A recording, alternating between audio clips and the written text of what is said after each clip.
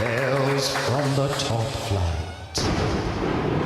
With friend of the show, the one and only, Chris Darwin. Are you there, baby? How you doing? Chris, I love you, brother. Before we get to our chat, we've just had a breaking rumour. We've got two Brentford fans on the lime green sofa for the first time. Nigel Reo-Coker to Brentford. What do you think about that? I think it's amazing that when you put the names into a hat, somebody actually came up with Nigel Reo-Coker. That's amazing. Fantastic. Lots to get through tonight, Chris, you lovely man. Let's start with England's 3-0 win over Scotland. What were your thoughts on that? I know, it was incredible, wasn't it? On Friday night, Liverpool fans were all over international football. They thought it was the greatest thing in the world. Now Lallana's gone off injured. They all hate international football, and it's the worst thing in the world. So, yeah, you can't really please the Liverpool fans at the moment. You've got to be a good team to wear pink, haven't you? Yes, absolutely. And Scotland are not a good team. I mean, Mel Gibson will be turning in his grave having seen that Scotland performance from the side at Wembley on Friday. Anybody who thought it was going to be a classic game, the fact that it was managed by two former Middlesbrough managers would have been the first clue. Yeah. The second clue would have probably been Scotland's lineup. I mean, deciding to leave two of their better players on the subs bench would suggest that Strachan's looking for the quickest way out of the job rather than trying to qualify for another expanded tournament. But, yeah, I give Wayne Rooney a bit of stick, you may have noticed, but we found something good on Friday. Turns out he is actually better at corners than Harry Kane. Who thought it? So the deafening noise he got from Wembley Stadium on Friday night wasn't necessarily the fans. It was all the Liverpool fans quickly typing into their mobile phones, telling everyone how Liverpool were going to win England the World Cup next time round. But I don't think that's probably going to happen either. Danny Rose and Carl Walker actually put in the sort of performance at Wembley that Pochettino would love to see from them in some Champions League games. But then again, they weren't exactly playing wingers with any skill, brain or talent whatsoever. So yeah, all in all, I wasn't that impressed. Chris, with regards to Gordon Strachan, no official word yet, but he can't be long for the job, can he? He can't be, but who are they going to give it to? Nobody wants that job. I mean, I heard Graham Souness being talked about the other day as being a potential shout. I guess that's because he's about the only Scotsman who hasn't done the job yet. So, no, mind you, it would get him out of Sky Studio, so that would be quite useful. Well, somewhat flippantly, Chris, when Strachan himself was asked when he was appointed, he said they should have got George Graham. Yeah, that's not a bad shout, George. I mean, he's probably right with his finger on the pulse of modern-day football at the moment, having not done anything for, what, a decade now? Mind you, with Scotland's current tactics, he'd probably fit right in. And Chris, we heard a rumour today about Northern Ireland manager Michael O'Neill going to Scotland. Does that make any sort of sense to you? No. Yeah, it's a crazy one, isn't it? Yeah, not one of our better rumours, that. None whatsoever.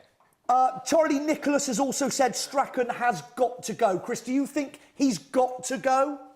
He's got to go. You cannot take your team. I mean, let's be fair. The Simpsons predicted that any team that wore pink at Wembley were going to get absolutely battered. They predicted that around back in 2002. So Gordon Strachan taking his team, a country that gave us Jimmy Johnson, Graham Souness, Alan Hansen, Kenny Dalglish and Alan Hutton, and you go out and you play in pink. That's just that. And Chris, before we move on, where on earth was Burke, the Bundesliga player, plays for Leipzig? Why on earth is Strachan not choosing him? Well, that's what I mean about not picking your best team. You've got a kid who's absolutely tearing up the Bundesliga. He's the Scottish Gareth Bale. And you decide to leave him on the bench when you're going up against fullbacks, that no disrespect to Walker and Rose, will give you a chance to get down the side and maybe cause some damage. Scotland, to be fair, should have been 3-1 up before England broke and got their second goal. So with a bit of quality in there, you never know.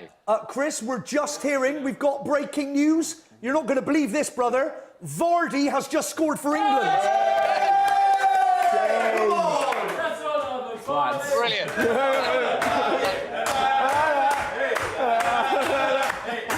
Unbelievable reaction on the floor tonight. Can you believe it? Vardy has scored, for goodness sake.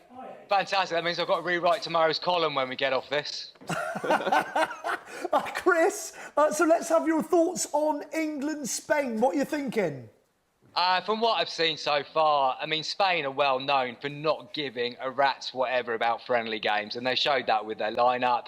To be fair, it was a fantastic ball in from Lallana to Vardy to win the penalty. Pepe Reina showing why David De Gea is a far better goalkeeper than he is. Very good penalty from Lallana, but it's a typical friendly at Wembley. Yeah. We're 1-0 up. So what if we win? Let's do it in actually when it counts. And Chris, we're hearing today that Southgate will be offered by the FA a £1.5 million a year contract, regardless of tonight's result, to manage us all the way till 2020. What are your thoughts on that? Oh, Gareth will be chuffed, bearing in mind that every single England manager before him's about £5 million a year. He'll feel really special with that contract offer. Allardyce was being paid, was it £2 million a year or £2 million plus, wasn't it? It was $2 million plus, I think. I mean, even Hodgson was on something ridiculous. I think he was the most paid manager in Euro 2016. So if you're worse off than Roy Hodgson, life is taking a turn for the worse. We're hearing the deal will also include a break clause in 2018. Yeah, conveniently just after we crash out of the World Cup and a disappointing group. OK, but it would be a good result, of course, if we end up winning this friendly tonight 2-0. Of course, that would be something to celebrate, surely. No. I love it. Brilliant. OK, let's move on to general Premier League chat, Chris. What's happening?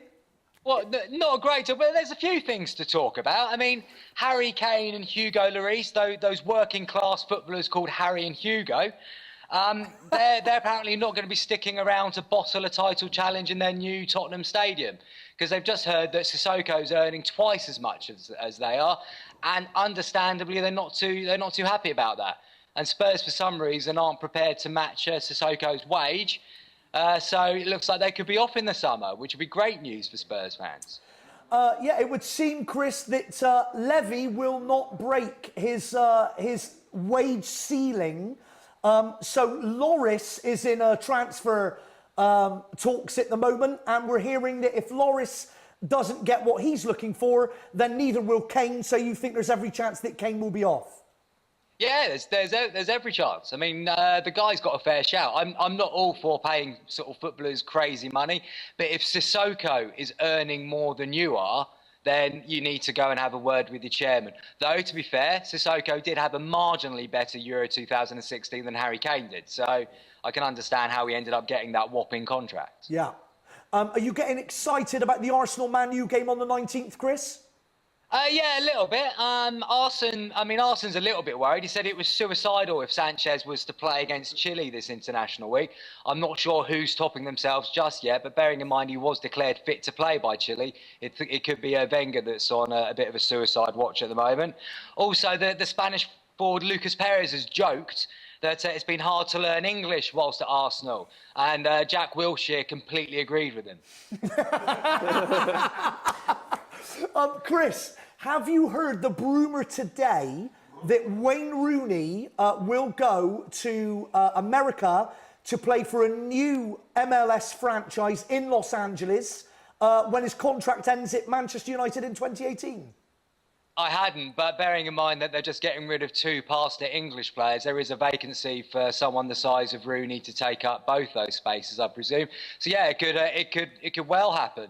I mean, Lampard has just said this week that he's leaving New York once his contract expires, which got Chelsea fans overly excited that he might be coming back to Stamford Bridge. Gerrard has said today that he's got offers both on the pitch and off the pitch in the UK to come back and play. I'm presuming the offer he's got on the pitch is one of the Chelsea players offering to help him up after he slipped over and cost Liverpool the title a couple of years ago. Chris, you absolute legend. Always a pleasure to talk to you. Thanks for Skyping in.